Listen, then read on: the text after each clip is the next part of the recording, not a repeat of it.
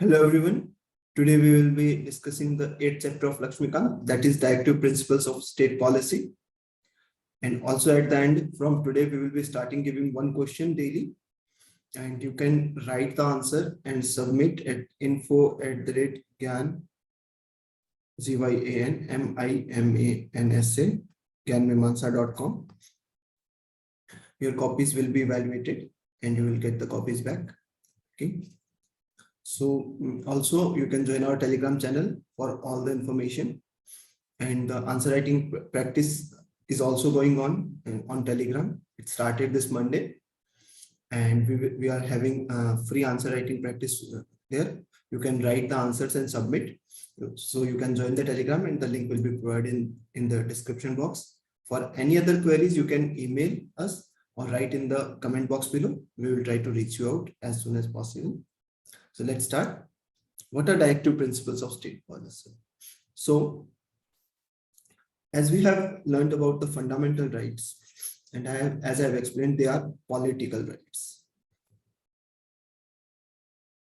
So now at the time of independence, due to lack of economic sources, lack of policy making capability, and all other issues that was faced by India as a newly born state, so these economic and social democracy related rights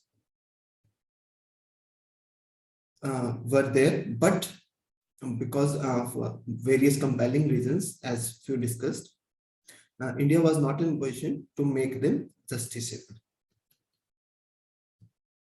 So they were not provided in the fundamental rights. A separate section by the name of Directive Principles of State Policy, in short DPSPs, was inserted in Part 4 of Indian Constitution just after the fundamental rights in Part 3 to ensure economic and social democracy. For political democracy, fundamental rights were necessary, but again, it was not possible at that time to make them compulsory or make them justiciable. So they are not rights, but they are kind of principles, though which directs the government for the welfare of the people. They are enumerated in the parts 4 of Indian Constitution, Article 36 to 51, borrowed from Irish Constitution 1937, and also called as the conscience of the Indian Constitution, because if any political party ignores them DPSPs totally, then they may have to answer the voters, because social and economic democracy are as necessary as political democracy. They were also present in Instrument of Instruction under the Government of India Act of 1935. That establishes economic and social democracy, as I have mentioned. They are not justiciable in nature. I have given you the reasons, and this is again the fundamental basic class of DPSP. We will have one more video regarding the more advanced, where we will be discussing the answer structures and what kind of question, means perspective also in separate videos. Then it is a duty of the state to apply these principles by making laws. That means these principles are not automatically available. Whatever the democratic features are there, they are not automatically available to the citizens, but they have to be made available by laws, and the laws making duty, as you all know, is of the state. So moving ahead, so we can classify the directive principles of state policy into 3 parts: the socialistic principle, the Gandhian principle, and the liberal intellectual principles. Socialistic principles, Gandhian principles, and liberal intellectual principles. Let's look at them one by one. What are the socialistic principles? So these are the principles which will promote welfare, which will make India into a welfare state by incorporating the feature of socialism within the community. That means where all are equal. That is the basic meaning of politically all are equal through fundamental rights, but socially that means all should be equal economically and socially. So here social equality and economic equality has been mentioned under this socialistic principles of DPSP. So first is Article 38.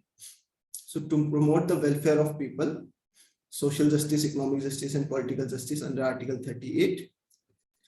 But by 44th Constitutional Amendment Act, one more feature to this article was added, that is to minimize inequality in income, status, facilities, and opportunities.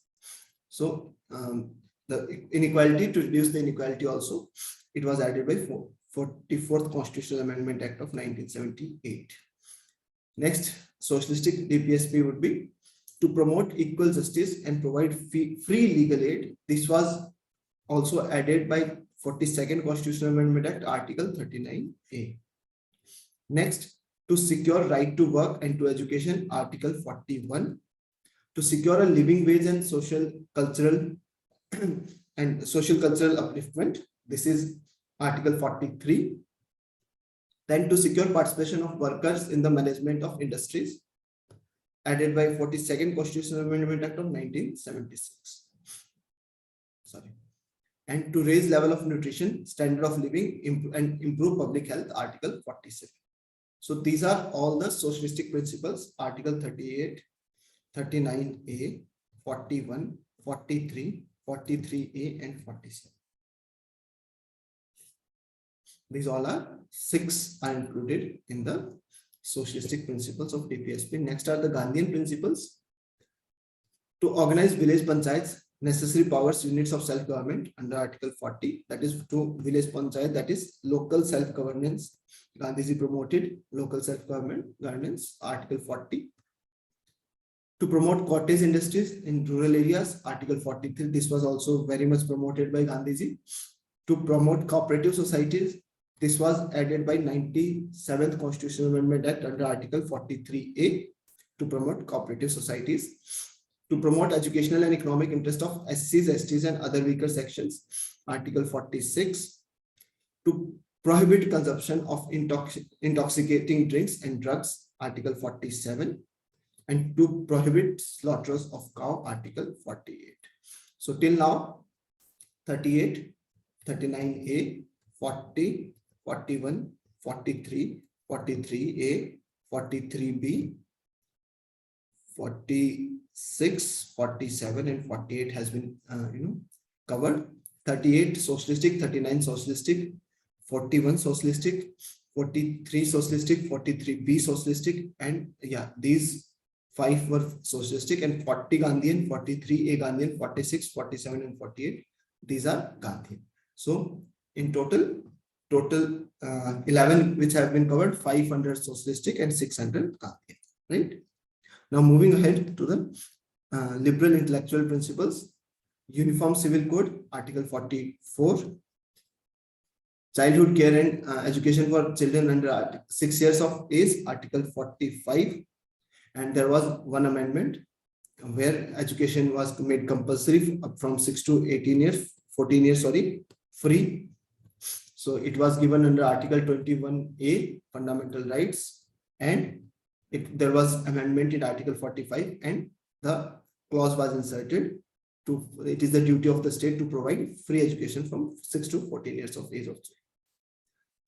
Then Article 48, some part was under Gandhian principle, slaughter of cows, to prohibit slaughter of cows, and some parts are under intellectual liberal, to organize agriculture and animal husbandry. Then Article 48A, to protect and improve environment. It was also added by 42nd Constitutional Amendment Act 1976, because it was after the Stockholm Conference of Environment. We will be talking about that in the environment lecture separately. Then to protect monument, Article 49, to separate judiciary from executive, Article 50, and to promote international peace and security, Article 50. So these are all liberal intellectual principles. Okay.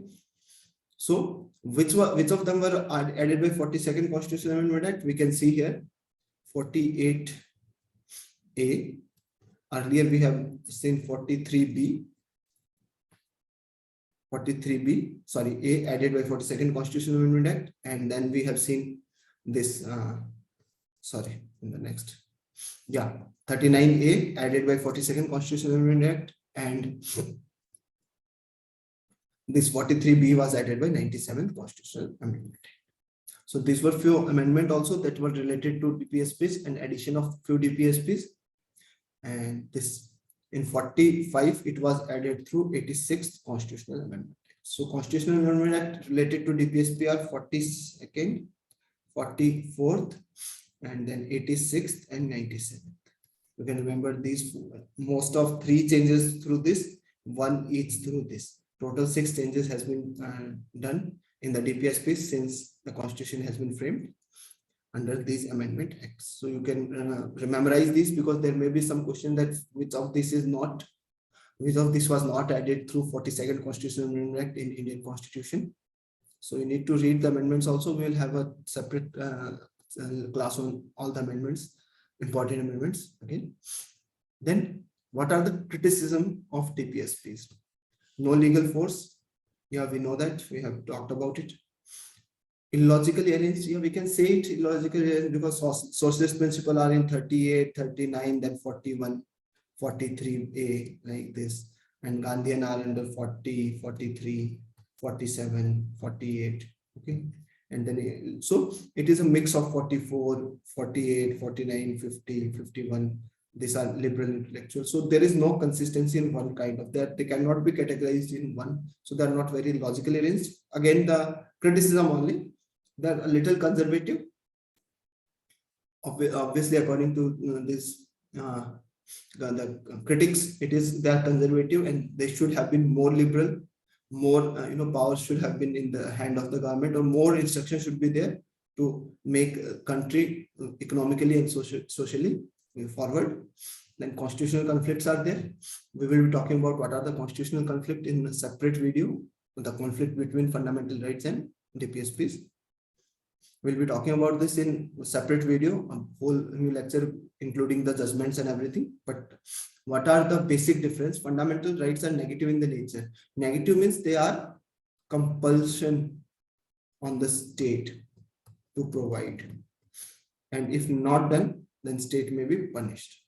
But these are positive in nature. These are for the welfare purpose. If done, it is very good. They are justiciable. They are not justiciable. They aim to establish political democracy. They aim to establish socio-economic democracy. There is no need for legislation for implementation. They are automatically implemented, although there are a few legislation, from time to time laws enacted by the parliament, but there are need for legislation for implementation. These are individual rights. These are community-based rights. The Supreme Court is binding on Supreme Court under Article 32, not binding on Supreme Court because these are not justiciable. Okay.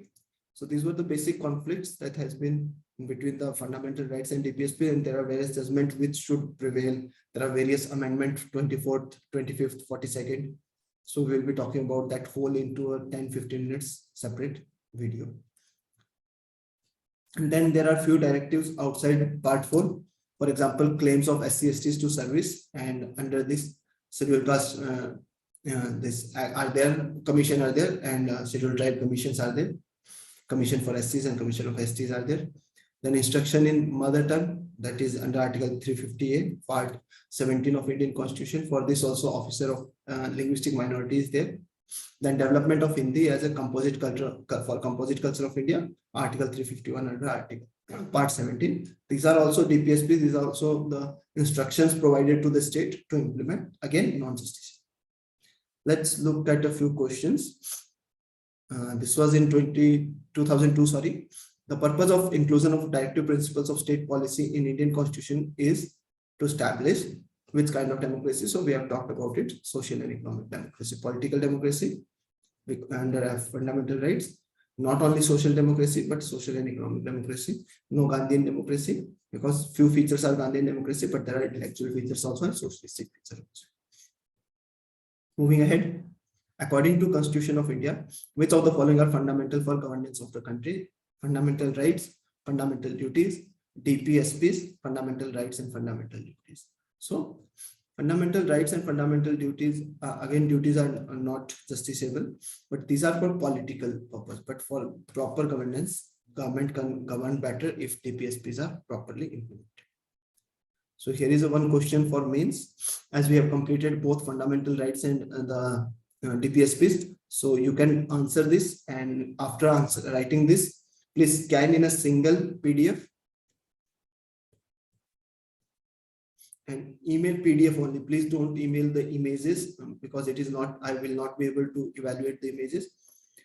Please scan in a one PDF, write in 150 words for 10 marks.